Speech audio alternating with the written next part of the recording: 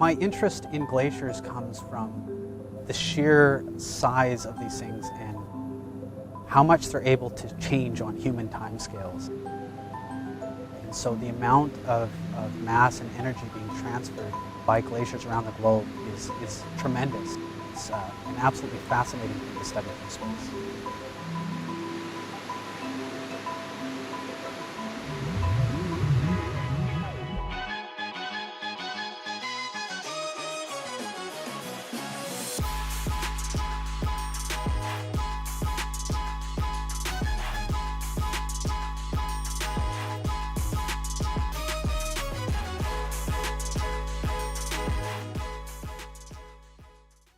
Mountain glaciers are some of the most charismatic parts of the cryosphere. Some might cling to the edges of cliffs at higher elevations, then lay bare and flat in a broad plain, looking cracked and weathered like elephant skin, before tumbling thousands of feet toward the sea and terminating in a dramatic calving front. They're like motion frozen in time, until they aren't. They tell a story about the distant past and yet are incredibly responsive to the present. You can understand why they'd be captivating to all of us, and especially cryospheric scientists. Meet Alex Gardner, a cryospheric scientist at NASA's Jet Propulsion Laboratory, who is going to help break down what a classic West Coast North American glacier might look like, where high amounts of snow dump onto the mountains. And at higher elevations, there's melt in summer, but not enough melt to get rid of all of that snow. And so that snow accumulates, it compacts, it turns into ice, and it starts to flow under its own weight, and it flows down the valleys. And as it flows down the valleys, it actually carves those valleys out and it makes them deeper. And so it creates these beautiful fjords where the ice flows down, snakes out and down to the ocean or to the lakes or further inland. And so that ice is flowing, it's moving. Alex uses satellite data to study large-scale changes in glacial ice. But 2,000 miles to the north, Chris Larson from the University of Alaska Fairbanks spends a lot of time studying glaciers from the air. He's been flying over Alaskan mountain glaciers for many years, most recently on a NASA-funded mission called Operation Icebridge Alaska. He's absolutely enamored with his local rivers of ice. And what do you love about mountain glaciers? Well, they're in mountains, so they're really pretty.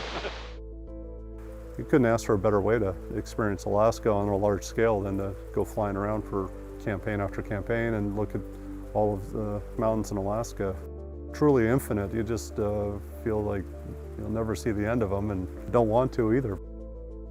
But Chris doesn't spend weeks away from home and family for the views. Chris and his colleagues at NASA want to answer some pretty big questions by learning more about Alaskan glaciers and how they tick. You know, why does NASA care about these? Well, they actually disproportionately contribute a large amount to sea level rise. In the long run, as the Earth warms due to climate change, the big ice sheets and mighty outlet glaciers of Greenland and Antarctica stand to contribute the most to sea level rise, simply because the vast majority of the planet's ice is stored there. But currently, it's the world's smaller mountain glaciers in comparatively warmer places like Alaska and Patagonia that are contributing about a third of all inputs to sea level rise, even though they account for only 1% of the world's ice. Mostly due to them being dynamic. They have water at the bed, which allows them to slide fast, and they react quickly to climate change and have higher velocities than their polar counterparts. Back at JPL, Alex uses satellite measurements of global ice and computer models to predict ultimately how much sea level rise we might see due to climate change. But in the case of mountain glaciers, we also care about the local impacts of disappearing ice.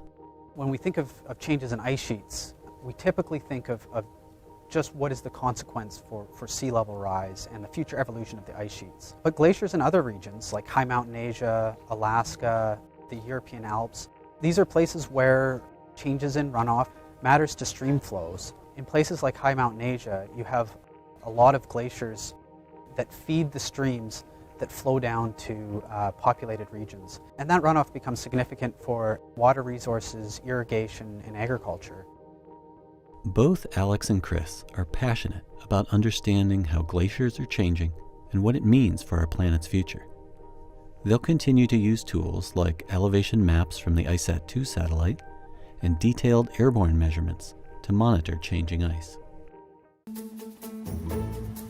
By the end of the tunnel, you're about 100 feet underground, and you're surrounded by bones sticking out of the wall from the steppe bison and the mastodons. There's sticks that are 40,000 years old. There's grass that's still green, that's tens of thousands of years old.